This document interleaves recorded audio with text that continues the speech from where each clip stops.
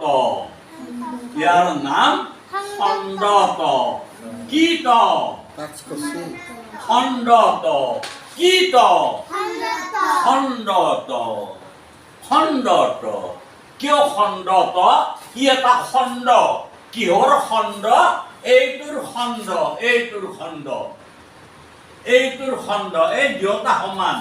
আমি হৰত লিখিলে এইটোও লিখিব পাৰো এইটোও লিখিব পাৰো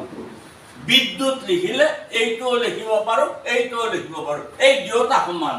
কিন্তু এইটোৰ কাম বেছি একবাৰ মাত্ৰা দিব লাগে একবাৰ দন্ত্যত আঁকিব লাগে